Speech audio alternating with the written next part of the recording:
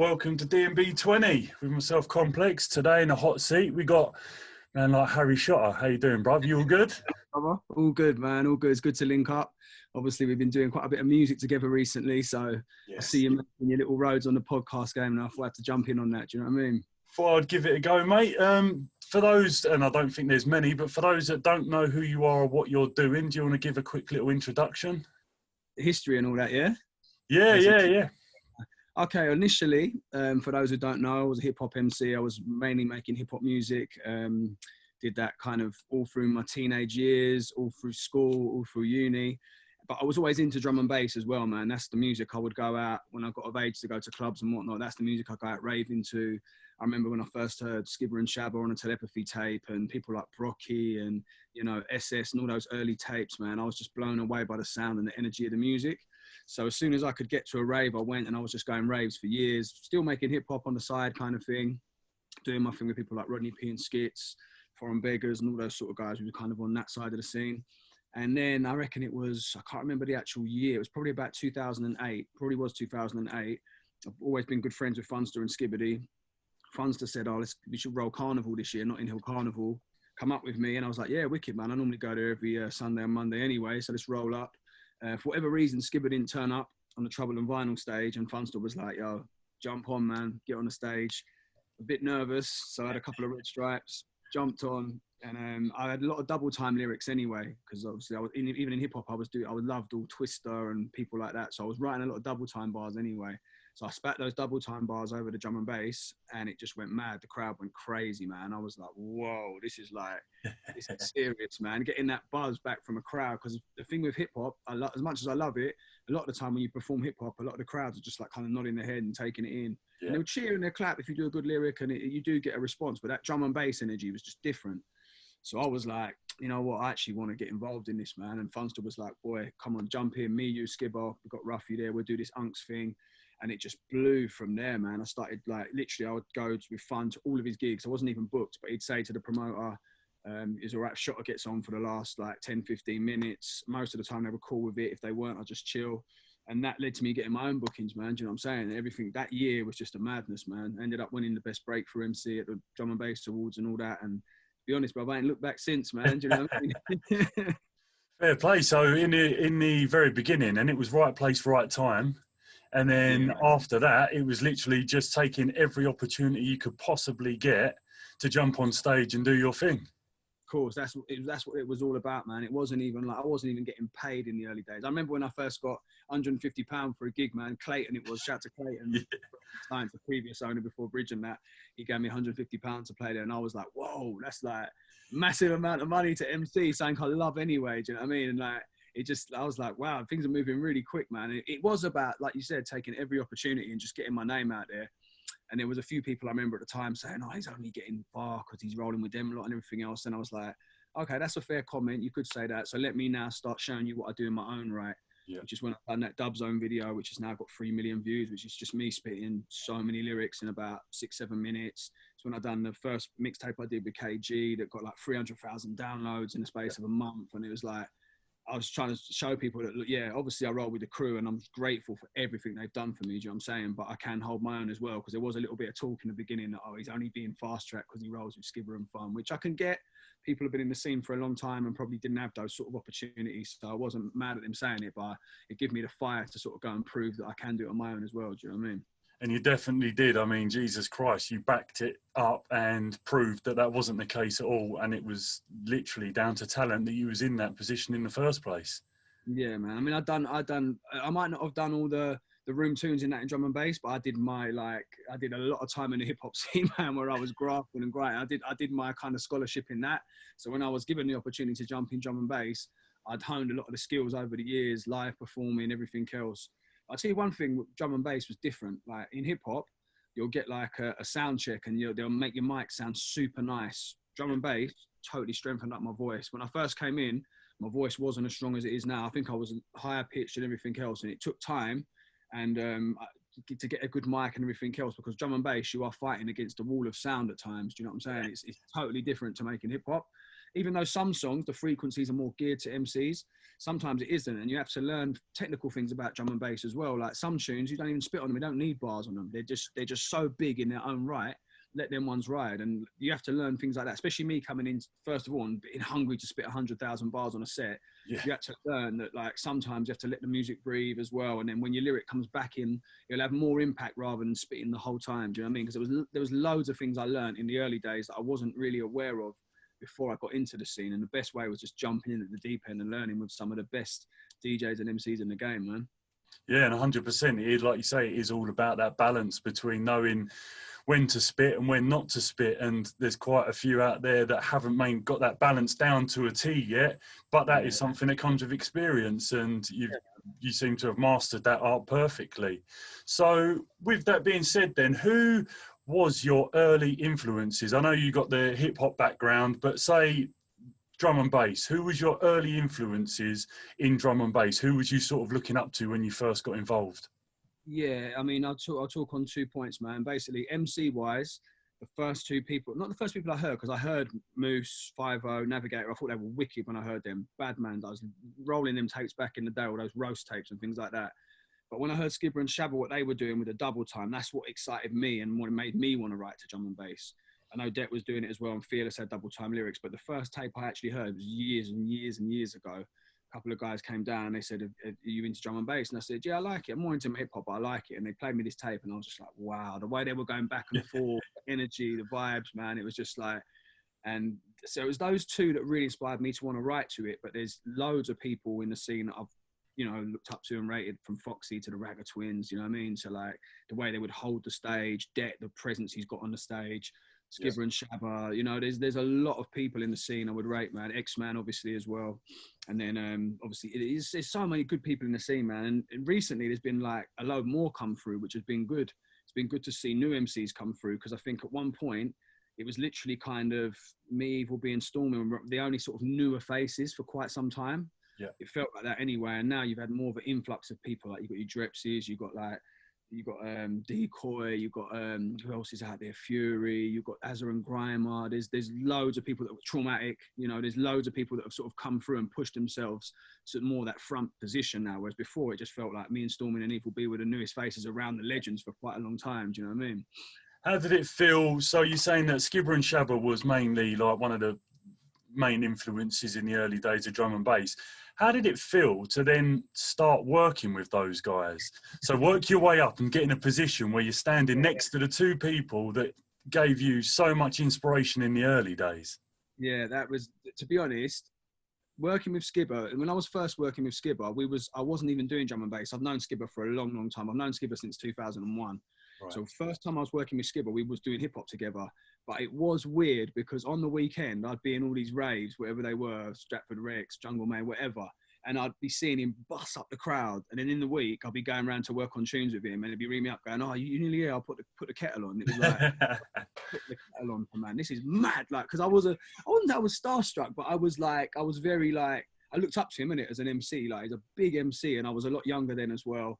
And it was like, wow, and all my friends were like, I can't believe you'd actually linking Skibber, man, to make tunes and that. Because he was like, in our area, he was like a pop star almost, you know what I mean? Not a pop star, but he was like the guy that everyone listened to. He was the guy, do you know what I mean? Amongst all my friends, because all my mates used to go drum and bass, you know what I mean? I'm Kent Gravesend, so like, that's a big area for drum and bass. When you look at people who come from me, like, you know, you've got Urban Dub, KG, Mickey Finn, Magistrate. There's a lot of people from this area that have sort of, you know, become big in the scene and whatnot. So there's a huge drum and bass scene in my area, man. And it was weird at first, but if you fast forward to doing it as a group, like SAS, like, and, you know, being an equal member of that, and sometimes you do have to think, right, I came up listening to these guys, and now we're just like on stage at some mad festival, like overseas. Because that's the thing with us, we've done some mad, huge festivals, man. People talk about Rampage, that's one of the biggest, but we've gone around the world and done festivals you wouldn't even really know. But because not many drum and bass people get to perform on them festivals. You might get Andy C. You know, we was lucky enough to do it. SAS, Mackie G now has sort of gone around the world and played a lot of these places, but they don't have a lot of drum and bass artists on these festivals, and they're huge, man. I'm talking about ones in Spain, ones in all these mad little countries that we've gone to, and it's like, sometimes you do have to pinch yourself and think like, wow, I'm here with these guys who kind of all them years ago inspired me to actually write to this music, you know what I mean? So it's pretty crazy, man. But these days, we're just all mates. That's the thing. That's kind of this. It's been so many years now. We're good friends, isn't it? So that's kind of gone now. But in the early days, it was definitely a thing of like, wow, it's mad actually rolling with these guys and being a group with these guys, man. Definitely. So, you led into my question next nicely. What would you say was probably the best booking you've ever done? It's really hard, man. It's really I'm hard. sure there's probably loads you played at that have been Yeah, absolutely amazing. But if you had to choose one, there's so many. I think I would have to say the Rampage set that we did when the one we did with Storming the year before he passed, man, because it was just such a moment for us as a group. Like, why it was important to me, that gig, is because when we was announced for Rampage, I'm going to break this down and keep it real with you because it's your podcast, man. Basically, there was a lot of hate online right, because traditionally that crowd weren't so into MCs, right? And they know that, you've got a 4-man MC crew, Skibber Shabba, shot a Storming, right? What are we going to do? Not spit bars? So there was a lot of people online that was dubious of actually coming to Rampage. Why have you booked them, X, Y, Z? And there was a lot of hate online. And we went out there, it's kind of sort of like the underdogs. We had to win them round. So we went out there with a plan. We didn't spit 100,000 bars. We didn't do what we'd do in a rave in London or even in a festival over here like SW4 where they want that. We was very strategic in the way we spat. We was very strategic in even the stage and everything else. And by the end of the night, we'd won them over, man. And that was when we sort of moved to Echo Agency, which is a bigger agency, because they saw we could kind of adapt to the scenario. So if we're playing in a festival where it's not really an MC-led thing, we can let the music breathe, just interact with the crowd a little bit more, man. I remember watching Joey Unknown, man. And the way he'd have he wasn't even spitting many bars, but the way he'd have the audience in the palm of his hands, just with his sort of crowd interaction. So that was quite inspirational watching what he did. And that's how we kind of worked those kind of crowds as well. A bit more interaction with the crowd, a bit more call and response rather than, loads of double time lyrics. Spit the odd one. We're not going to totally change who we are. But it was that festival, I think, when people thought, right, these lot could actually go beyond what we was a bit pigeonholed before that, I think. And that festival allowed us to sort of show our skills in a different way. And it took us really far, man. And the year after, it was like a home crowd. We spat a lot more bars, because they wanted it. They wanted the full SASS experience, man. And obviously, the only really sad thing about that was Storming wasn't with us the next year. And that's why I chose the year before, because he was with us, man. And it was like all of us together was such an experience, man. It was a proper vibe, man. It's wicked. it looked like an absolutely amazing set both years, to be honest. I've seen the videos and it blew me away just seeing the videos. I can't imagine what it was like actually standing on stage and being a part of that. Mad. I mean, it's incredible. The production them lot put on, man. Shout to them because they really do go to town with the lighting and everything. The crowd, the whole experience of Rampage is amazing, man. So you'll be there soon, brother. I'm sure, man. Fingers crossed, mate. I'm grafting. I'm trying. So, obviously, that's a big accolade, but another big accolade of yours was getting featured in the Guinness Book of World Records. Oh, Do yeah, you want to just explain how that came about, and was that something that you was intending to do, or was it something that was a result of a project? Well, this was a mad one. It literally, not many people know this, man. How it started was, we used to do a thing called the Harry Shotter Show. We still do now and again. We still do the odd one, which is more, it isn't just tunes and bars. It's like, it's got sections where we used to bring a beatbox guy and he'd emulate, say, a Chase and Status record with beatbox. We had a proper hype man. Phantom's the hype man in the group now. Fatal was there before. Shout out to Fates.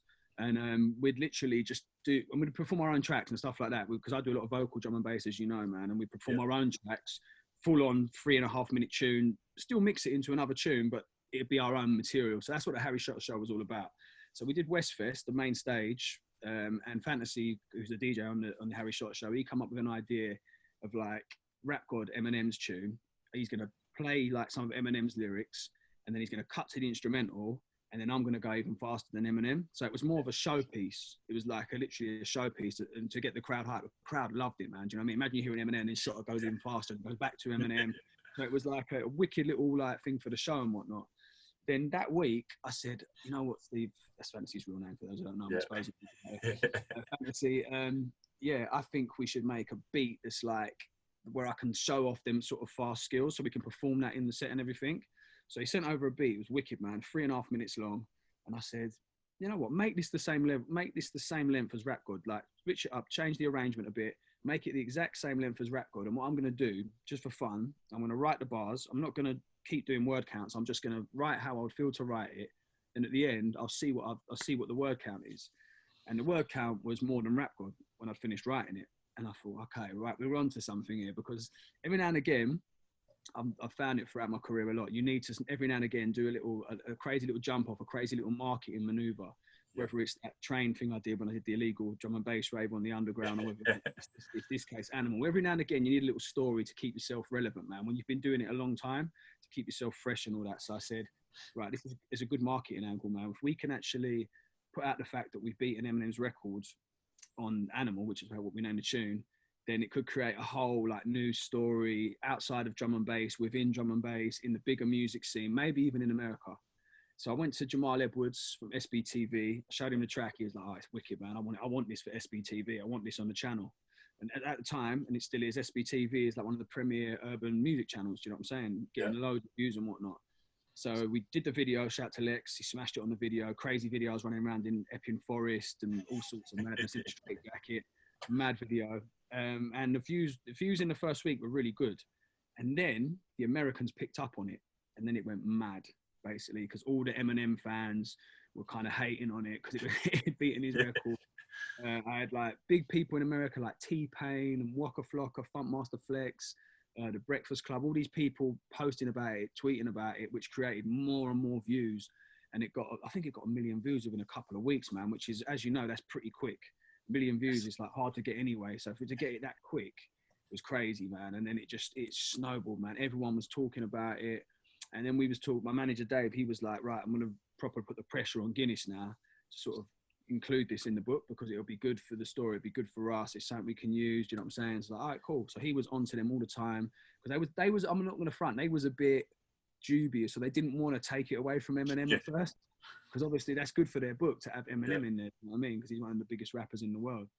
And but in the end, because of the way it went, because it was going so crazy all over the world and it was going so global, they had to include it, man. And it got in the Guinness Book of Records, and it was a good look, man. It was a good time. It was good fun. Eminem never said anything back, which is cool, because it was never, I used to always say to people, it's not a diss on Eminem. We're not trying to say we're better than Eminem. We're not trying to, it was just fun. It was for the love of music. It's just, hip hop's competitive. So we did it in a competitive way, but not in a way that it's dissing M or anything like that. Same way I've done his challenge, innit, recently. Yeah. That was mad as well, the Godzilla challenge.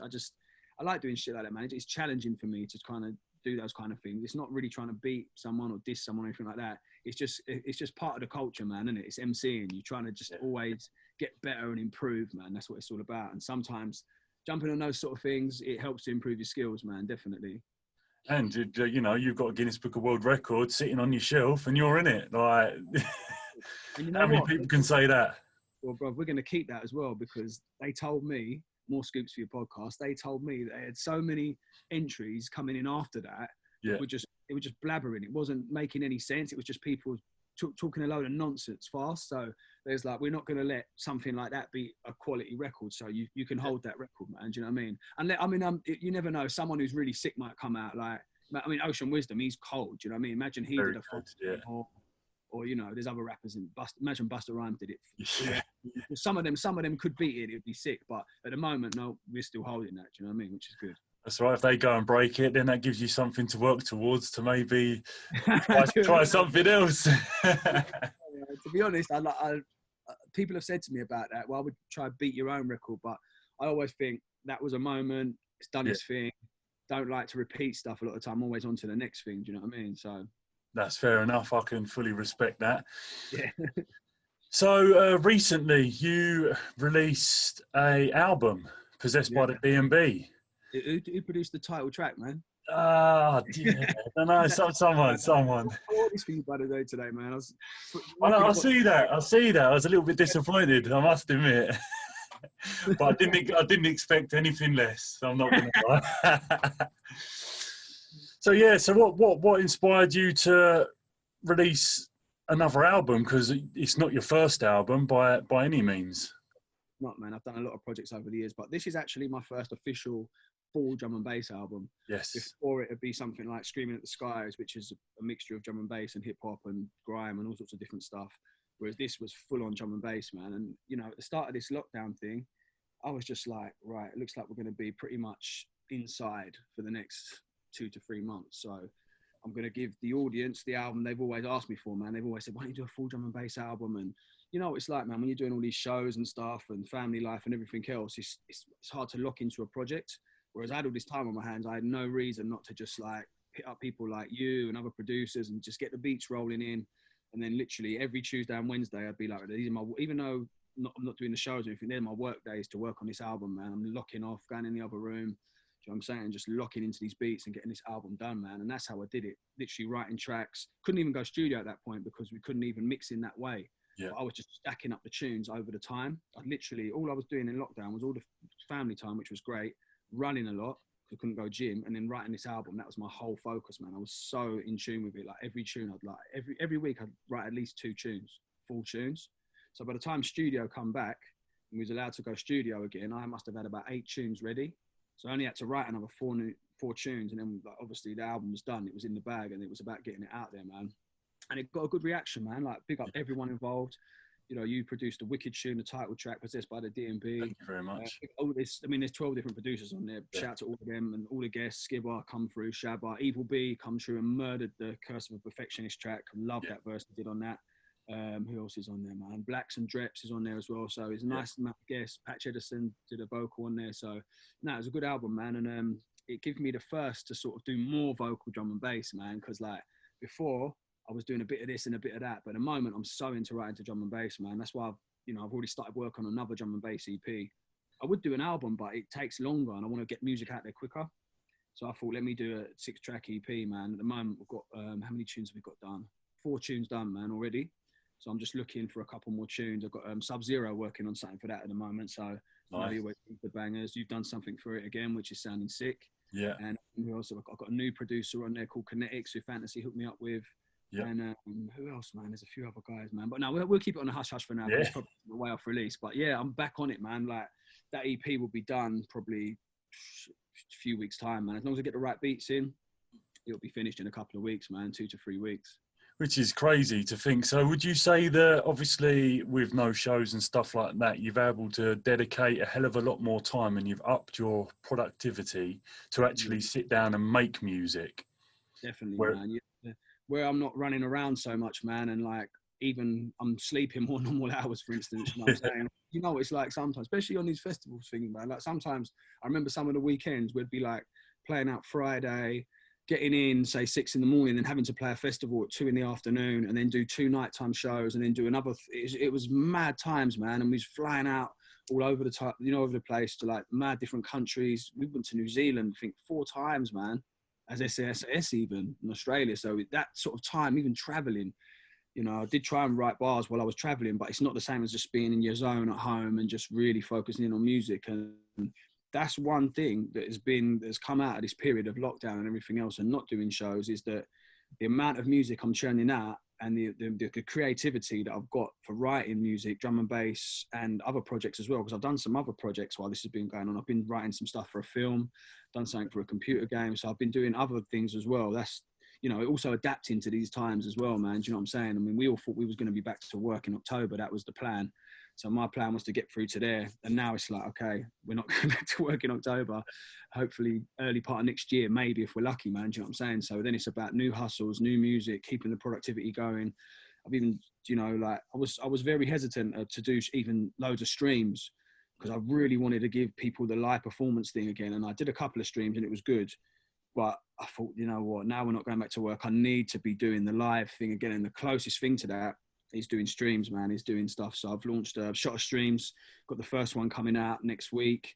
That's going to be like a regular series on my YouTube channel. I'm going to start doing more stuff on my YouTube channel because that's what we need right now. We need more stuff like this, man. We're all stuck indoors a little bit more. We need to all be supporting each other, creating like an infrastructure and a bit more of a scene, and so we can all eat while we're not doing these shows, man. Do you know what I'm saying? Because this is what it needs right now. People need the music right now, man. And I can't lie. I need to just MC again.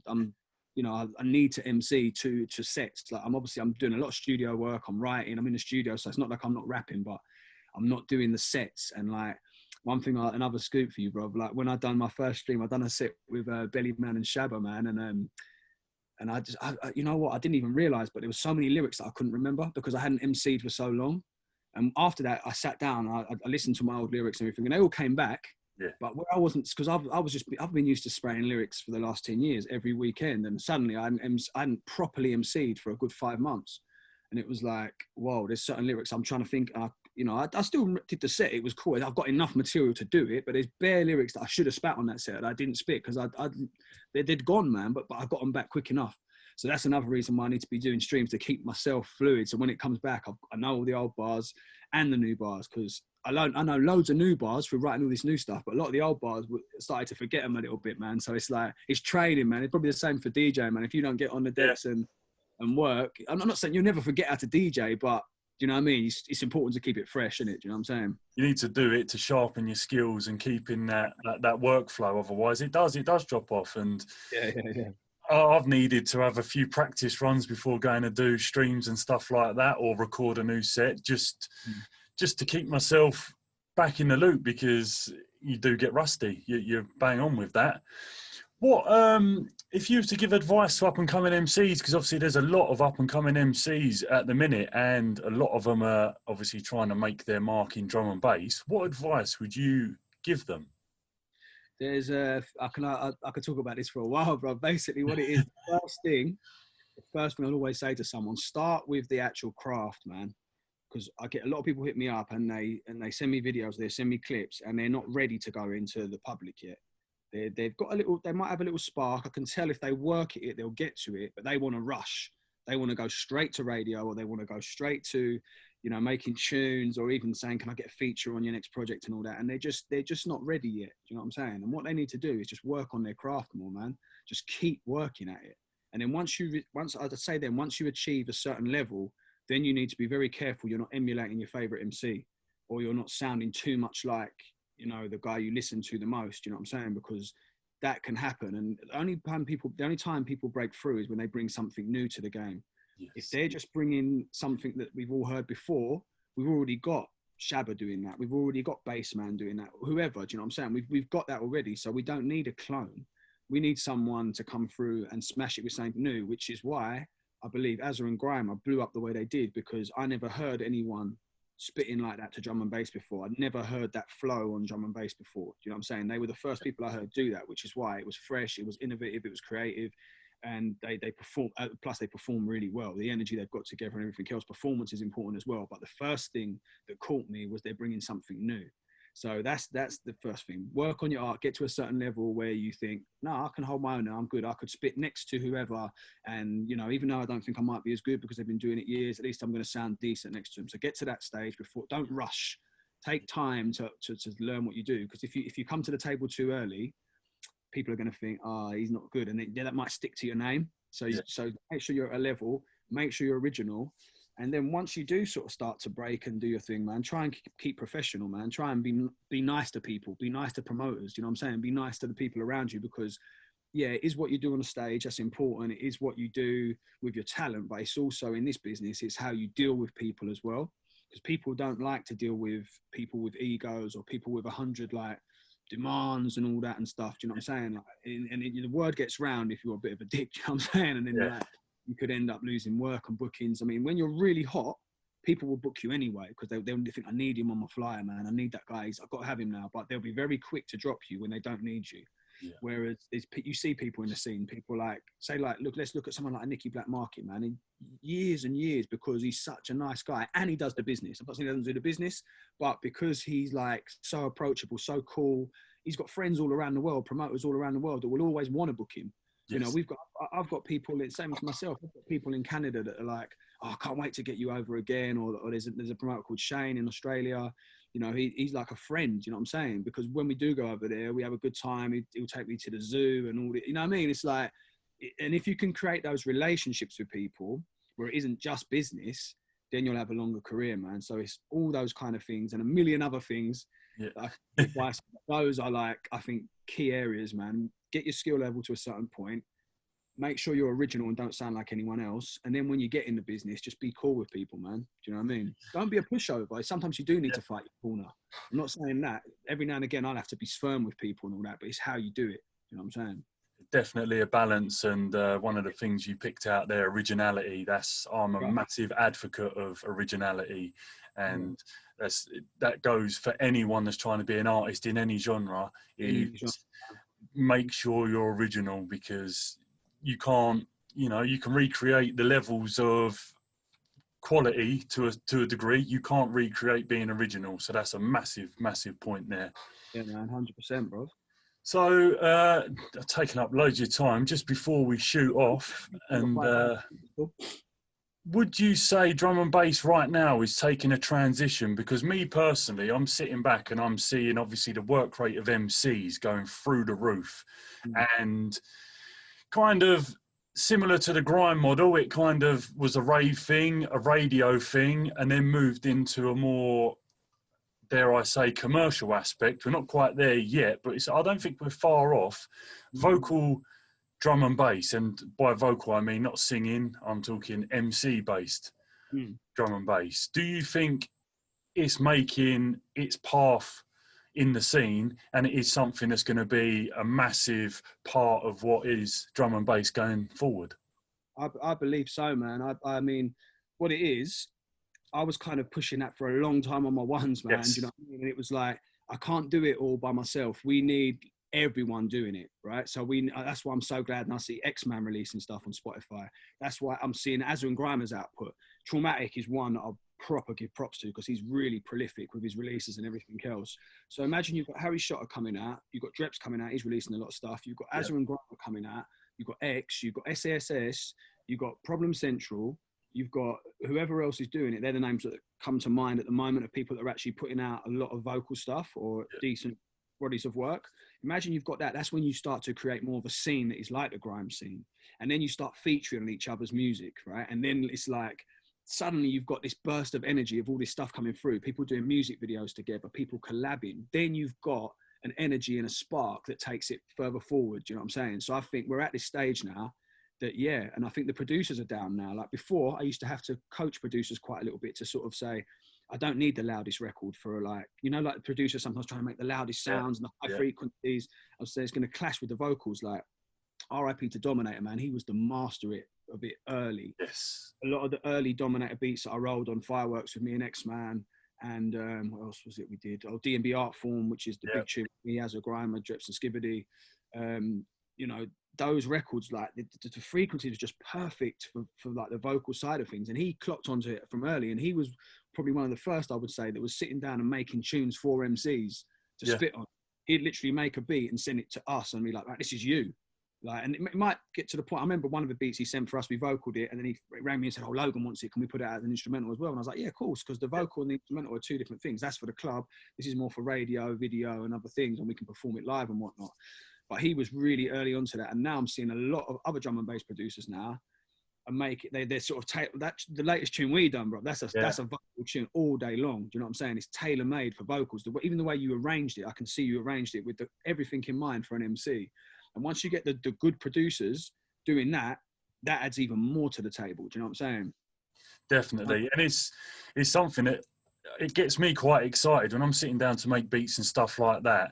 I'm quite, I have a vision in my head of what I want to do. And vocal drum and bass, producing vocal drum and bass tracks for MCs is something that excites me a lot. I look at people like, when we're going back to the hip hop references, Alchemist, like for me, I want to push forward and I want to be the Alchemist, the drum and bass. I want to be the guy that people want to work with and, potentially in the future produce full albums for people on that vibe, because I don't know, just it excites me. That body of work and working with people and going through that creative process really does excite me. And clearly it does the same with you because of how much music you've been putting out over the years. Definitely, man, 100%. And I think people are getting their heads around it now, and they're realizing if we come together and make these tracks, man, it's almost like drum and bass has got so many subgenres. Do you know what I'm saying? It's almost like another subgenre. Definitely. In itself. You know what I mean? Because vocal drum and bass, people tend to think it can only be jump up, but rollers works really well. Yep. Liquid and that musical sound is amazing for like vocals as well. Do you know what I mean? There's a lot of space in that. So there's all the styles of drum and bass, the dark stuff even, we can vocal. Do you know what I mean? So it's not like it's just a jump up thing. It's not that. We can literally vocal any style of drum and bass, and it works well. Do you know what I mean? Yeah, no, it definitely does. So before we go, is there any last shouts, anyone you want to give a special mention to? Yeah, I just want to big up everyone in the scene, man. We're all kind of in the same boat at this moment, aching to get back to the raves and the festivals and, you know, the lifestyle we had before all this, man. It's not just like a job, it's a lifestyle. Do you know what I'm saying? I love getting in the motor, running down the motorway and trying to do 3 gigs in one night. I love that. I love the energy of rushing on the stage and not even knowing who you're going to work with. Sometimes you turn up at a Breaking Science and, oh, this is Hazard this week, wicked, do a madness, go to the next rave and you're on with X or whatever. Miss all that, man. Do you know what I'm saying? But I want to say, everyone, keep strong, man. Keep supporting the music online. Keep checking the streams. Keep streaming and downloading all these drum and bass vocal stuff, all the drum and bass stuff in general that everyone's putting out. Big at everyone on their hustle, man. And just, yeah, we will return. So just keep putting out the music, keep representing, keep checking shows like this. We need more stuff like this as well, man. Do you know what I mean? It's good you're doing these kind of things. Fully respect that, man. And yeah, we'll return soon, man. Big up all the drum and bass crew. Big up the SAS family. Big up the Gooners. We're in the building. That should do it. Come on, man. I'll let you have it. You took the time out. I'll let you have it. I'm not happy about it, but you can have it, all right? No, I appreciate you taking the time to have a chat with me. There's probably thousands of subjects we haven't spoken about, but we can save that for in the future. Definitely, definitely. Thank you very much. Big up, bruv. Big up, man. Take care. Take care.